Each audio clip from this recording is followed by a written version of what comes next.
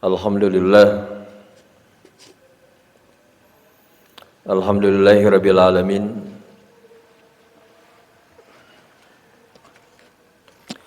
Wala aqibatu lil muttaqin wala udwana illa 'alal zalimin. Asyhadu la ilaha illallah wahdahu la syarikalah wa asyhadu anna Muhammadan abduhu wa rasuluhu alladzi la nabiyya ba'dah. Amma ba'du. Faqala Allah fi kitabil karim, a'udzu billahi minasyaitonir rajim. Innamal mu'minuna ikhwatun fa aslihu baina akhwaykum wattaqullaha la'allakum turhamun. Para bapak pengajian subuh al-amanah, segala puji hanya kepunyaan Allah.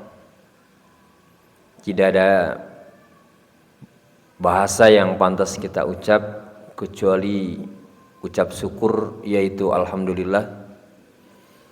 Karena sampai hari ini, pagi ini, Allah Subhanahu wa taala masih memberikan banyak nikmat kepada kita, di antaranya yaitu nikmat yang paling besar, nikmat iman dan Islam, sehingga kita bisa hadir di kajian ilmu ini. Karena tidak mungkin hadir di tempat yang mulia ini kalau dalam hati kita tidak ada keimanan. Kalau dilihat dari keuntungan material, tentu hadirnya kita di sini, begitu pulang dari sini, Qoimun dan panitia pun tidak memberikan banyak materi, bahkan nyaris tidak ada. Tapi kenapa kita hadir di sini? Karena kita yakin apapun yang kita lakukan, terlebih amal soleh, itu justru akan menggembirakan kita di yaumul akhir nanti. Karena kita yang harapkan bukan hanya kebahagiaan di dunia saja. Seorang mukmin itu adalah orang yang cerdas, bukan berpikir hari ini saja, tapi berpikir juga hari esok, yang maksudnya adalah hari kiamat atau nanti hari akhir. Adapun dalam kesempatan ini, sebagaimana yang disampaikan oleh panitia, kajian kita sama-sama mungkin sebagai landasan yang pertama tadi, firman Allah yang terdapat dalam surat Al-Hujurat, surat yang ke-49 ayat ke-10, sebagaimana yang saya bacakan tadi. Kemudian yang kedua yaitu hadis An Abi Hurairah radhiyallahu an qol an Rasulillah sallallahu alaihi wasallam, innallaha ta'ala qol la tahasadu wa la tanajasu wa la tabaghadu wa la tadabaru wa la bai ba'dukum ila bai ba'din, al muslimu ahul muslimi la yadlimuhu la yakhdhuluhu la yakdzibuhu la yahkiruhu. At-taqwa hahuna yusiru fi sadrihi salasa marrah, kullu muslim ilal muslim haramun damuhu wa malhu wa irduhu, rawahu Muslim. Itu sebagai kajian atau landasan yang sama-sama kita akan bahas dalam kesempatan ini. Yang pertama ayat Al-Quran, satu ayat. Yang kedua adalah hadis qudsi tentunya. Kalau berbicara persaudaraan, kita tahu Pak, persaudaraan Cuman kalau didefinisikan saudara itu, ada yang tahu Pak apa arti saudara? Saudara yaitu ada ikatan emosional, kemudian juga ada hubungan. Maka dalam hadis, kenapa orang mukmin itu tawadihim wa tarawmihim wa yasulhim, dalam persaudaraan, kasih sayang dan pedulinya itu diibaratkan kal jasad, seperti tubuh. Kembali lagi terhadap ayat tadi, kenapa dalam ayat tersebut justru mempergunakan innama? Dalam ayat itu pun udah jelas bahwa Allah menjelaskan bahwa orang mukmin itu saudara. Saudara dalam hal apa? Kalau secara nasab, Pak, saya dengan Bapak semua di sini saudara bukan, Pak? Secara nasab bukan. Tapi kalau secara dzurriyyah dari awal mungkin kita juga bisa ya. Kalau kita ambil dari nenek moyang kita yaitu satu Adam. Jadi kita semua termasuk Bani Adam. Jadi sebutan manusia itu ada yang disebut Bani Adam, berarti anak keturunan Adam. Kita juga termasuk anak keturunan Adam. Tapi yang dimaksud dalam ayat tadi, persaudaraan itu berarti secara agama atau akidah, seiman, keyakinan. Ada juga persaudaraan karena secara satu wilayah atau teritorial. Contoh saya satu Rancamanyar gitu, atau se-Indonesia. Dalam kesempatan ini tentu untuk agar kita semua betul-betul sebagai hamba Allah yang bersaudara, saya terinspirasi dengan hadis Nabi yang terdapat dalam kitab Arba'in, yaitu nomor ke-35. Di situ ada ungkapan wa kunu ibadallahi ikhwana. Jadilah kalian hamba-hamba Allah yang bersaudara. Hari ini kita masih bisa duduk nyaman di sini. Saudara kita masih lengkap. Orang tua kita ada yang masih lengkap dan juga sebagian udah ada yang meninggal. Tetangga kita masih peduli, di depan masih ada. Tapi kalau saudara-saudara kita di Palestina sekarang bagaimana, Pak? Rumahnya hancur. Banyak yang hancur. Saudaranya banyak yang meninggal. Ada orang tuanya yang sudah tiada. Adik kakaknya kehilangan adik dan kakaknya. Makan tidak seperti kita, minum pun sama, istirahat pun tidur mungkin di mana saja.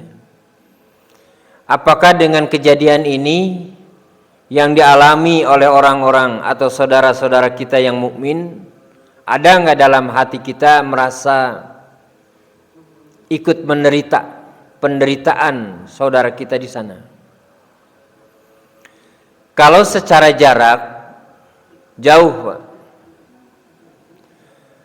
Kalau kita mau membantu saudara kita dengan tenaga kita, tentu kita seolah tidak mungkin. Kemudian bagaimana kita agar bisa membantu? Karena keikatan batin kita begitu kuat. Yang pertama, minimal yang bisa kita lakukan diantaranya adalah doa.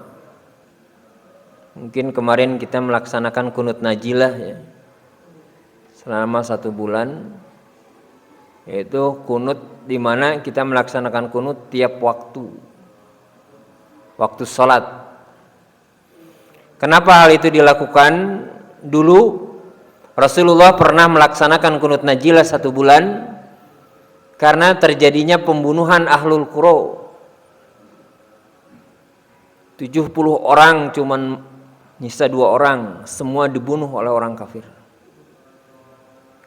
Pada saat orang kafir meminta datang kepada Rasulullah, kemudian oleh Rasulullah diajak agar masuk Islam, orang kafir tersebut tidak masuk Islam, cuman menyarankan kepada Nabi agar diutus juru dakwah untuk mendakwahi kaumnya di wilayahnya dengan jaminan dirinya sebagai jaminan keamanan para mubalik yang menyampaikan dakwah. Karena memang orang kafir itu tidak bisa dipercaya. Pada saat Rasulullah SAW mengutus para juru dakwah, mungkin dari 70 orang itu 40 orang senior, 30 orang junior, cuman semua diterjunkan ke medan dakwah. Termasuk pamannya Anas bin Malik. Terjun, kemudian pada saat datang ke suatu wilayah tersebut, medan dakwah, disambut oleh masyarakat. Begitu semangat menyampaikan dakwah Islam. Pada saat dia menyampaikan dakwah Islam dengan semangatnya, karena mendapatkan tugas dari Nabi, kemudian disambut oleh masyarakat, tapi tidak tahu justru pada saat itu orang-orang kafir mengomando kepada sebagian agar membunuhnya, maka ditumbaknya paman Anas bin Malik sampai tembus dari belakang sini. Kemudian para kafilah utusan Nabi semuanya dibunuh. Maka kesedihan itu akhirnya Rasulullah melaksanakan kunut najilah, yaitu kunut yang dilakukan tiap-tiap salat fardu selama 1 bulan setelah Allah menurunkan ayat melarangnya, maka Rasulullah tidak melakukan lagi. Itu urusan Allah, mau diazab sekeras apapun. Tapi tetap kita juga sampai hari ini mengutuk tindakan Zionis yang begitu keras, yang membabi buta tanpa berperi kemanusiaan anak-anak dan perempuan, kemudian tempat-tempat sosial termasuk rumah sakit dan sebagainya, udah tidak pandang bulu lagi, dihancurkan. Nah, bagaimana kita peduli terhadap saudara kita? Karena hubungan akidah kita, agama kita yang sama, apa yang bisa kita lakukan di samping kita selalu memohon doa ya. Jadi kita memohon doanya, Allahumma anjil mustadafin minal mu'minin fi Palestin. Ya Allah, selamatkan orang-orang yang lemah di antara orang-orang mukmin yang tidak berdaya. Kalau para mujahidin tentu dia melawan, tapi kalau anak-anak, ibu-ibu, perempuan, ya semoga Allah selamatkan. Khususnya di Palestina, wa fi kulli makan, dan di tempat manapun juga. Kemudian kita juga mungkin ada memohon kepada Allah, Allahumma sdud wat ataka ala adaiddin. Ya Allah, keraskan azabmu terhadap orang-orang yang memusuhi agama, menentang agama, minal qaumil kafirin wal zalimin, kalangan orang-orang kafir dan orang dolim.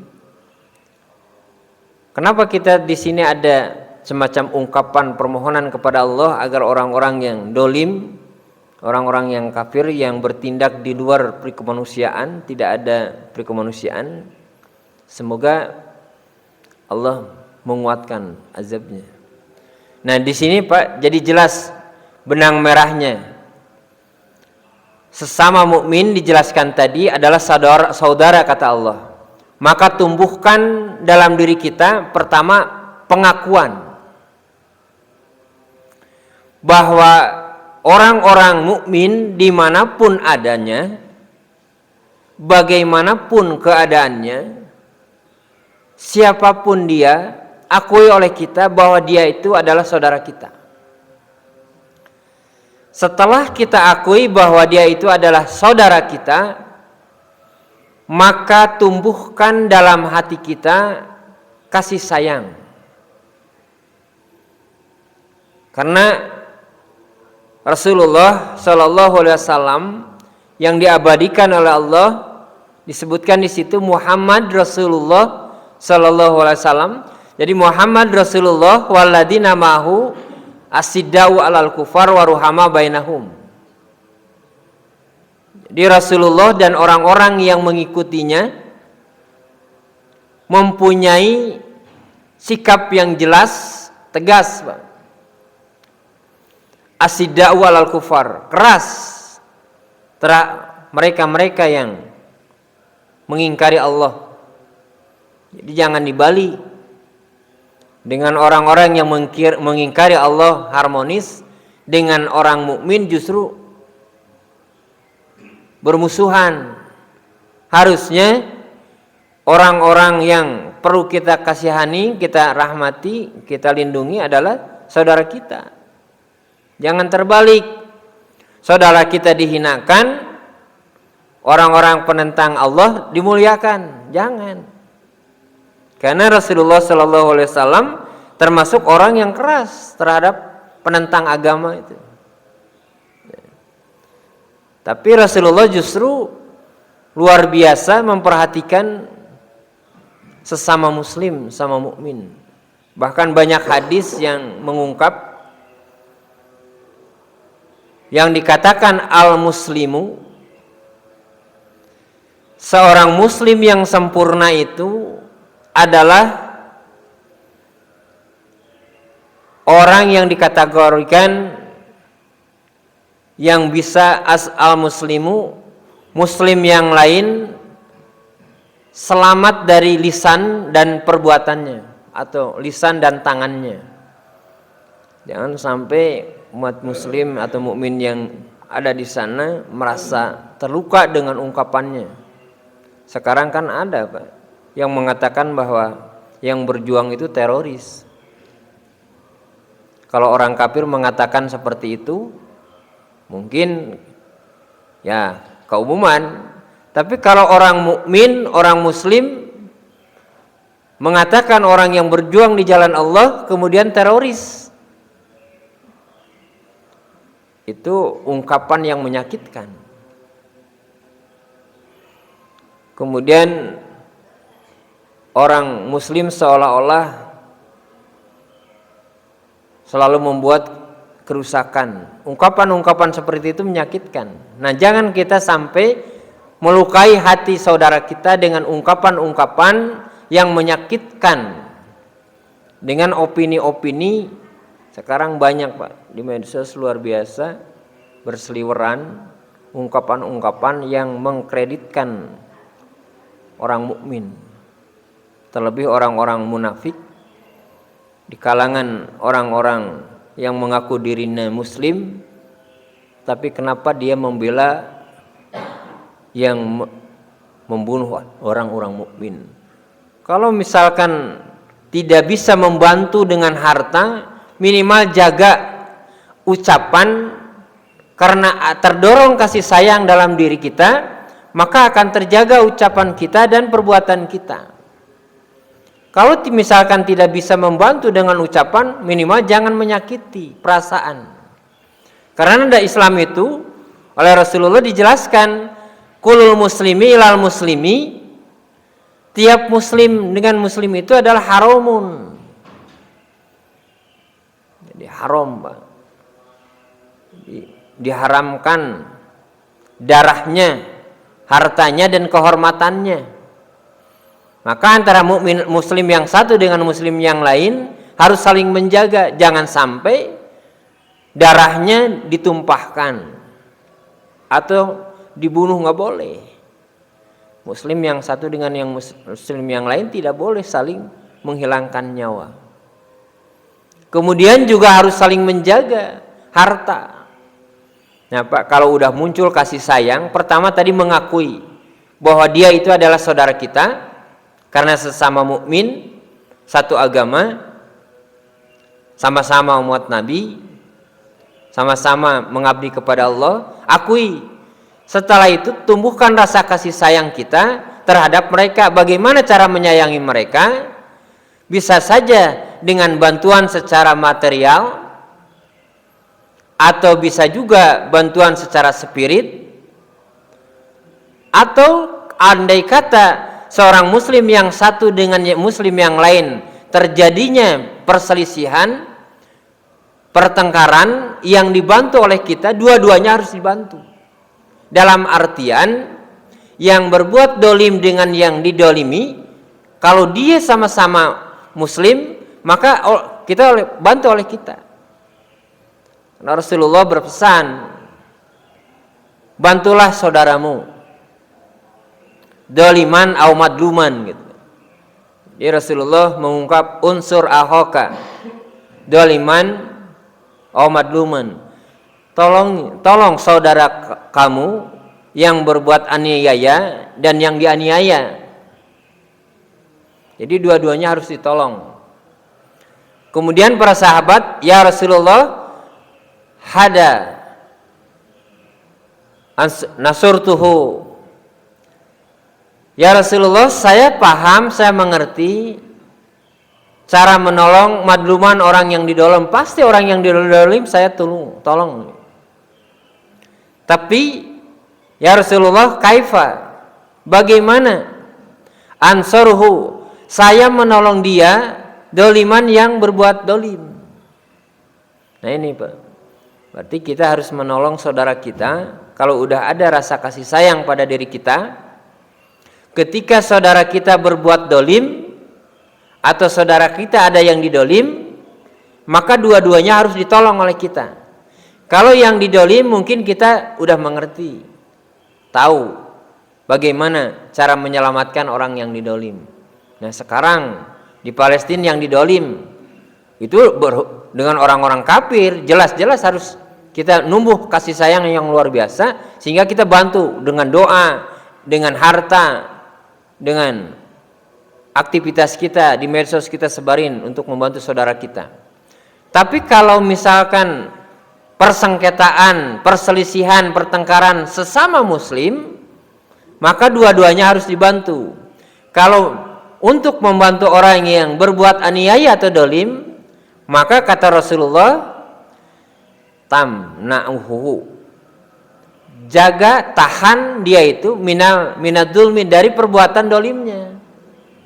Misalkan kalau di tetangga kita dua-duanya muslim bertengkar, yang satu nasihati jangan sampai dia berbuat dolim, yang didolim nasihati juga agar jangan jadi korban kedoliman itu.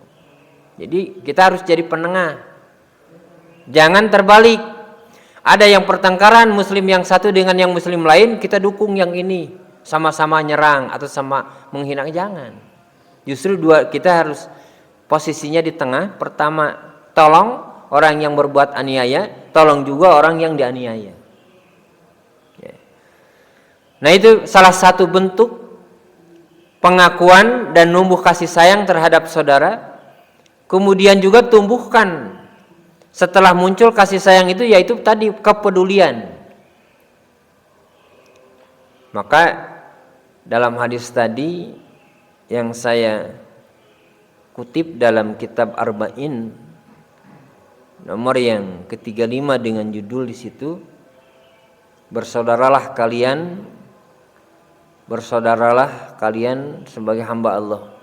Nah di situ diungkap yang pertama, agar numbuhnya solid, tetap kuat persaudaraan kita, maka hilangkan hal-hal yang justru bisa memecahkan persaudaraan kita. Kita harus hindari, jangan sampai hal tersebut ada pada diri kita sehingga persaudaraan kita akan pecah. Jadi hadis Nabi tadi mungkin dalam, pertama berbicara masalah batin, kemudian lahir dan batin.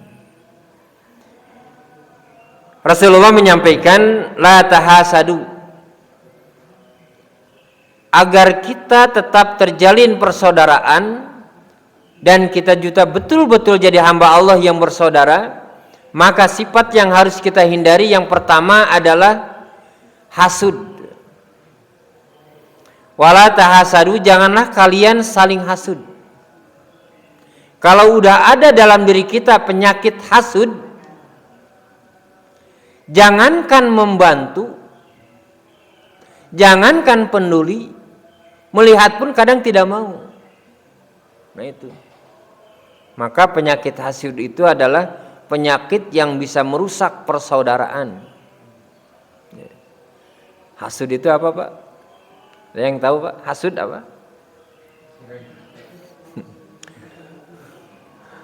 Jadi hasud itu adalah salah satu sikap di mana kita tidak suka kepada orang lain ketika orang tersebut mendapat nikmat dari Allah.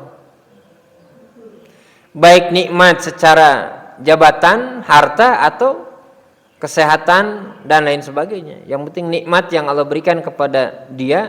Nah, kita atau misalkan orang yang mempunyai sifat hasud itu tidak suka ketika orang lain mendapatkan kenikmatan. Bahkan bisa jadi ada ikhtiar, ada usaha untuk menghilangkan nikmat itu. Pak, untuk mengukur hati kita bersih dari hasud atau tidak, tinggal begini saja. Pada saat tetangga kita mendapatkan nikmat, misalkan beli mobil atau naik pangkat atau beli tanah atau membangun rumah, hati kita senang atau tidak senang? Kalau ada tidak senang, berarti indikator, Pak. Kenapa alasan tidak senang? Ketika saudara kita mendapatkan nikmat dari Allah, alasan tidak senangnya apa? Nah itu bibit-bibitnya. Jadi kalau dalam diri kita ada perasaan tidak senang pada saat Allah memberikan nikmatnya kepada orang lain, cepat, Pak, atasi itu. Jangan dibiarkan. Jadi kalau seorang mukmin itu kalau ada hal seperti itu langsung berlindung kepada Allah dari perbuatan hasud atau dari sifat hasud itu. Kenapa? Kalau sifat hasud ini dibiarkan, nanti akan lahir sifat-sifat yang negatif lainnya. Maka dalam hadis tadi ada 5 poin. Yang pertama, kemudian selanjutnya ada 4 poin, berarti ada 9 poin, Pak. Yang pertama hasud. Jadi agar kita tetap terjaga persaudaraan kita, maka hindari sifat hasud itu. Pada diri kita hindari. Karena itu merusak. Yang kedua, yang perlu kita hindari agar terjalin tetap persaudaraan di antara kita, maka hindari sifat atau keinginan merugikan orang lain dengan ungkapan dalam hadis tadi, wala tanajasu, janganlah kalian saling tipu. Kalau misalkan kita mengaku bahwa dia itu saudara, setelah muncul rasa kasih sayang, mungkin enggak orang yang menyayangi saudaranya berusaha merugikan atau menghilangkan hartanya atau merugikan saudaranya? Tidak mungkin, Pak. Tapi kenapa sekarang antara muslim yang satu yang mengaku dirinya iman kepada Allah, mengaku umat Rasulullah, tapi masih melakukan suatu tindakan merugikan saudaranya? Contoh dalam jual beli, Pak. Yang di pasar yang berlaku curang, misalkan ada yang berlaku curang di pasar, yang menjualnya dia mengaku muslim, yang membelinya muslim juga. Tapi kenapa timbangannya tidak jujur? Karena dalam dirinya sudah hilang rasa kasih sayang terhadap saudara. Maka di situ muncul sifat negatif, ingin untung sendiri walaupun orang lain rugi. Padahal yang dirugikan itu adalah saudaranya. Terus menjual mengatakan baik padahal tidak baik, yang penting untung dirinya walaupun saudaranya rugi. Nah, untuk mempertahankan persaudaraan kita, maka sifat-sifat serakah, sifat-sifat seperti tadi hilangkan dalam diri kita. Jangan hanya sebatas pingin untung tanpa ada memperhatikan kerugian orang. Maka orang mukmin itu akan ada dalam dirinya itu jiwa silaturahim, Pak. Kalau ada jiwa silaturahim tidak mungkin merugikan orang lain. Itu yang kedua, Pak. Nah, untuk agar kita tidak melakukan tindakan yang merugikan orang lain, itu pun harus betul-betul keimanan kita perhatikan juga. Jadi ada orang yang menipu, Pak, yang ditipunya dikasih tahu nggak? Misalkan kita mau menipu orang nih, ya, saya bilang kepada orang yang mau ditipu, saya akan tipu kamu, bilang gitu nggak? Nggak.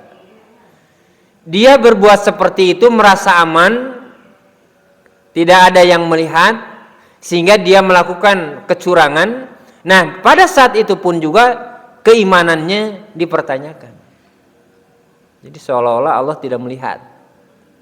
Jadi dengan leluasa menipu saudaranya, seolah-olah tidak ada yang memperhatikan, padahal Allah itu maha melihat.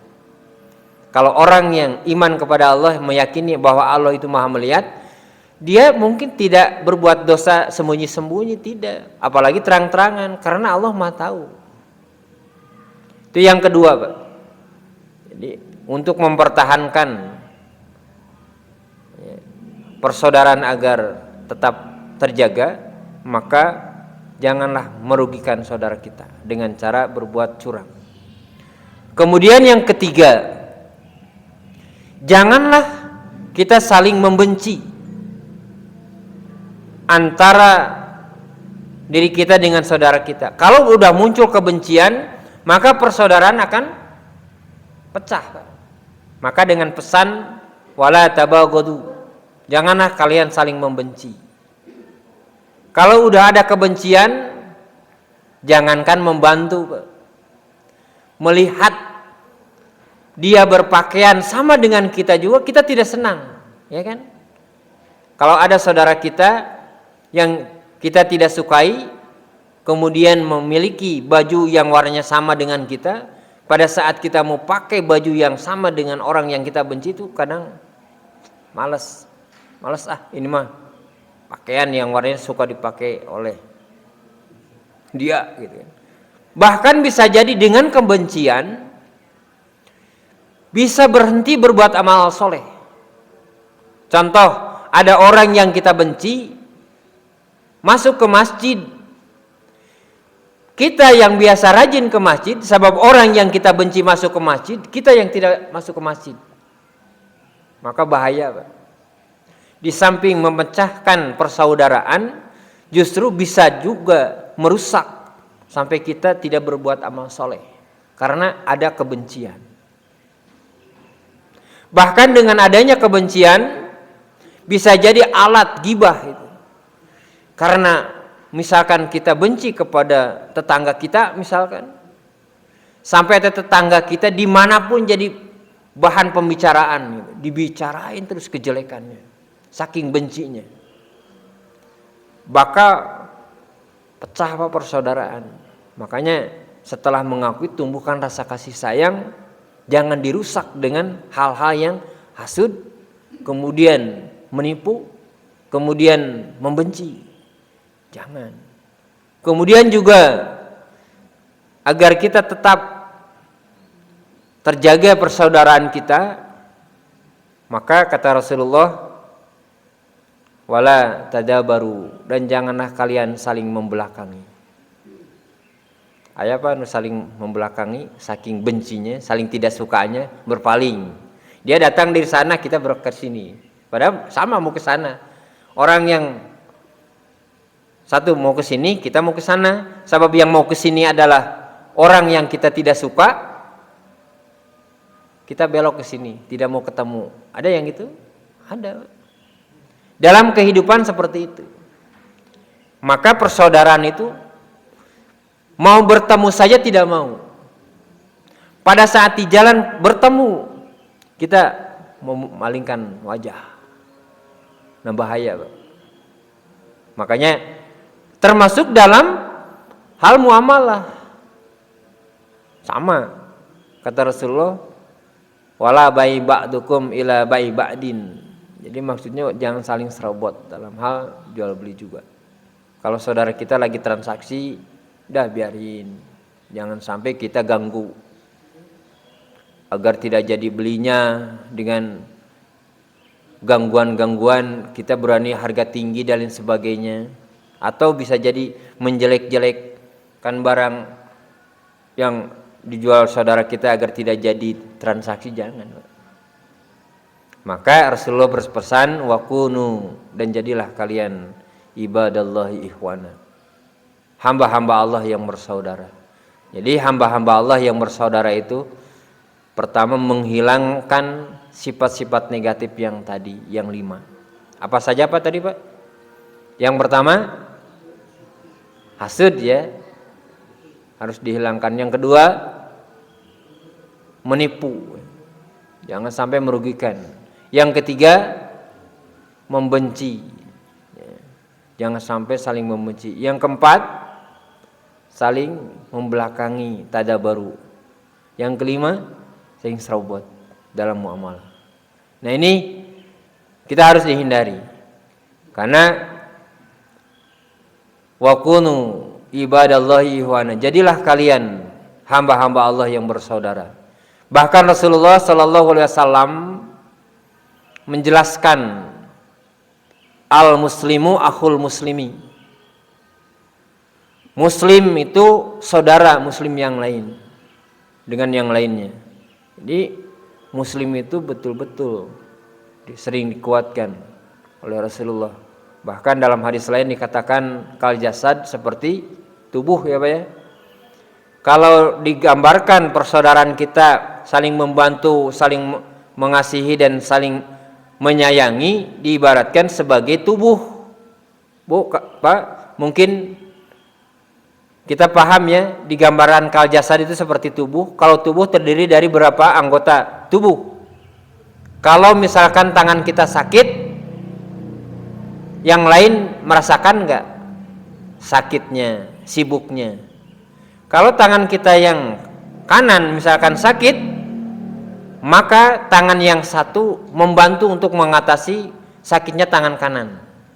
Kaki ikut kerja mencari obat, berjalan kaki. Kepala ikut berpikir apa obat apa untuk mengatasi sakit tangan kanan ini. Hati merasa sedih, kompak Pak. Maka digambarkan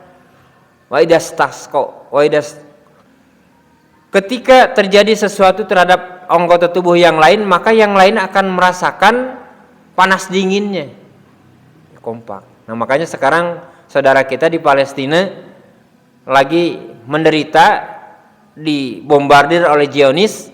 Bagaimana cara membantu kita? Minimal kita jangan mengkonsumsi makanan-makanan yang diproduksi untuk ada sumbangsihnya membantu Zionis. Banyak. Maka sekarang walaupun itu yang kita butuhkan, kalau ada ya alternatif, ambil yang alternatif. Jadi membantu dengan tenaga kita tidak bisa, itu boikot saja produknya Pak. Kenapa? Itu adalah bentuk kepedulian kita terhadap saudara kita. Yang biasa misalkan kita konsumsi produk-produk yang ada unsur membantu ke tentara Zionis, kita tinggalkan mulai sekarang. Kalau bisa selamanya. Ya. Kalau misalkan air mineral, ya bisa kita ambil air mineral yang lain. Banyak lah Pak sekarang. Tinggal ada enggak rasa kepedulian kita kepada saudara. Pertama, kita doakan. Yang kedua, bantu dengan sikap seperti tadi. Korbankan kesenangan kita demi untuk membantu saudara kita. Misalkan senang terhadap suatu produk, tapi sekiranya produk tersebut membantu keuntungannya untuk tentara Zionis, kita lepas Pak, walaupun kita sukai. Bu, misalkan sering ke McDonald senang, sering tiap minggu misalkan ibu bapak karena makanannya senang. Tapi sekarang kenapa saya hentikan? Karena saya peduli terhadap saudara kita. Kita hindari produk-produknya. Terus yang lain misalkan elektronik dan lain sebagainya. Ya justru kita gunakan untuk menyerang mereka juga. Ya. Kita tidak bisa membantu di medsos tuh Pak, gunakanlah. Kita bisa dalam untuk Nah, pada saat Rasulullah mengatakan al-muslimu ahul muslimi, muslim yang satu adalah saudara muslim yang lainnya, maka ada 4 tindakan yang harus kita lakukan. Jangan sampai kita lakukan. Ya. Ada 4 tindakan yang harus kita hindari juga apabila kita masih menganggap bahwa muslim yang lain itu adalah saudara kita. Yang perlu kita hindari di samping tadi 5 ditambah lagi 4 Bu. Yang 4 ini apa? La yadlimuhu, janganlah berbuat dolim terhadap muslim yang lain. Seperti sekarang di Palestina, nih saudara kita, jangan berbuat dolim kepada mereka dengan ungkapan-ungkapan menghina mereka. Ada Pak sekarang, justru dibalikan fakta, seolah-olah saudara kita yang berbuat duluan. Jadi Zionis itu adalah membalas. Itu ungkapan-ungkapan. Sementara penjajahan itu udah hampir kurang lebih 75 tahun mereka dijajah terus. Pada saat membalas disebut Nah, ungkapan-ungkapan ini jangan sampai menyakitkan kita selaku umat muslim. Jaga. Kalau misalkan kita tidak bisa berkata baik, udah lebih baik diam. Jangan berbuat dolim terhadap saudara kita. Kemudian yang kedua, la yakhdulhu, janganlah menelantarkan mereka. Jadi dengan mereka sekarang menderita, kita cuek bebek tanpa peduli. Bahkan ada ungkapan, kenapa harus ribut-ribut mikirin negara orang?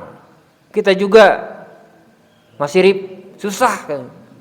Orang yang bilang seperti itu tidak tergerak hatinya. Udah hilang rasa sayangnya.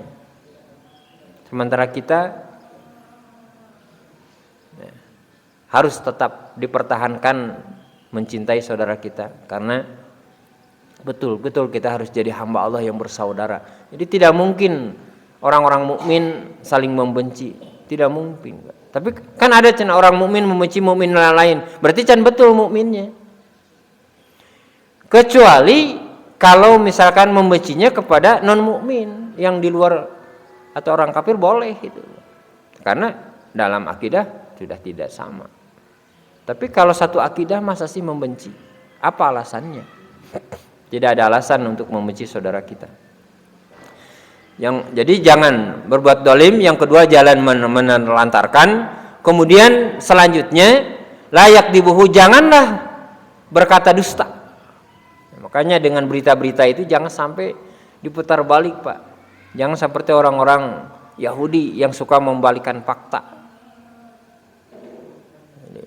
Yang benar dikatakan salah, yang salah dikatakan benar. Hati-hati dengan ungkapan-ungkapan seperti itu. Ini persis ungkapan yang membalikan fakta, yang benar dikatakan salah, yang salah dikatakan benar, sama seperti apa ungkapan iblis yang Allah abadikan. Kata Allah, jangan mendekati tangkal ini, ya kan? Itu larangan. Tapi iblis mengatakan tangkal itu adalah tangkal keabadian yang kamu akan selalu ada dalam kesenangan. Oleh Allah disuruh dijauhi, ku iblis mah dititah dekati, bahkan diiming-imingi bahwa tangkal itu adalah tangkal keabadian. Itu adalah salah satu ungkapan tipu daya iblis. Makanya kalau ada yang benar dikatakan salah, yang salah dikatakan benar, itu tipu daya iblis. Maka kita harus hindari. Kemudian yang keempatnya, kata Nabi di situ dijelaskan bahwa muslim yang satu saudara dan muslim yang lain. Yang keempatnya, la yahkiruhu, janganlah menghinakan dia. Jadi jangan sekali-kali meremehkan. Karena dengan meremehkan, Rasulullah menjelaskan bihasbi mri'im syai'in minasyarr, cukup dikatakan suatu perbuatan yang jelek dengan apa? Ayukhirhu akhahul muslim. Cukup kata Nabi dikatakan orang itu berbuat jelek ketika dia menghinakan saudaranya yang muslim. Dengan bentuk apa aja menghinakannya. Bisa aja kan ada yang menghina fisiknya, ada yang menghina secara status sosialnya, bahkan menghina dengan melukai. Padahal Nabi mengatakan kulul muslim ilal muslim haramun. Jadi haram kita merugikan muslim yang lain, baik melukai, menumpahkan darahnya, mengambil hartanya dengan cara yang batil, atau wa'irduhu, menjatuhkan nama baik. Nah, maka mungkin dalam kesempatan ini ada 12 poin ya Pak. Yang pertama, janganlah hasud. Yang kedua, janganlah menipu. Yang ketiga, janganlah membenci. Yang keempat, jangan saling membelakangi. Yang kelima, jangan menyerobot dalam bermuamalah. Yang keenam, jangan berbuat dolim. Yang ketujuh, jangan menerlantarkan saudara kita. Kemudian selanjutnya, jangan menghinakan. Kemudian juga yang tiga, harus menjaga darahnya, hartanya, dan kehormatannya. Jadi kita selaku muslim maka harus peduli kepada muslim yang lain. Kita selaku hamba Allah maka kita juga harus betul-betul jadi hamba Allah yang bersaudara, dalam artian saling menjaga kerukunan saudara sesama kita, harus saling membantu, harus saling melindungi, karena kita adalah seperti tubuh, bahkan digambarkan seperti bangunan, yang satu dengan yang lain harus saling menguatkan. Nah, semoga dengan seringnya kajian-kajian seperti ini makin tumbuh rasa sayang kita kepada saudara kita, makin tumbuh kepedulian kita terhadap saudara kita, baik melalui lisan kita doa, melalui perbuatan kita tindakan, melalui uluran tangan yaitu bantuan dalam bentuk materi atau tenaga. Semoga apapun yang kita lakukan untuk kebaikan saudara kita menjadikan salah satu amal soleh kita di sisi Allah Subhanahu wa Ta'ala. Dan semoga apapun yang kita miliki, ilmu kita dibarokah, ilmu yang barokah, ya. Keluarga kita yang kita miliki jadi keluarga yang barokah, harta kita yang kita miliki harta yang barokah, umur yang kita berikan oleh Allah kepada kita jadi umur yang barokah. Kemudian kita juga memohon kepada Allah, ya Allah, semoga akhir daripada hidup kami yaitu ada dalam husnul khotimah. Kita juga semoga mereka sekarang para syuhada, para syahid yang berjuang membela agama dan negaranya, semoga diberikan kekuatan, diselamatkan oleh Allah Subhanahu wa Ta'ala, dan juga semoga Allah membantu orang-orang mukmin yang sekarang lagi dolim, dan kita semoga orang-orang kafir dihancurkan oleh Allah Subhanahu wa Ta'ala sehancur-hancurnya, sehingga umat muslim aman di dunia ini. Rabbana la tuzigh qulubana ba'da idh hadaitana wa hab lana min ladunka rahmah innaka antal wahhab. Rabbana atina fid dunya hasanah wa fil akhirati hasanah wa qina adzabannar. Subhanaka Allahumma wa bihamdika asyhadu an la ilaha illa anta astaghfiruka wa atubu ilaik. Assalamualaikum warahmatullahi wabarakatuh.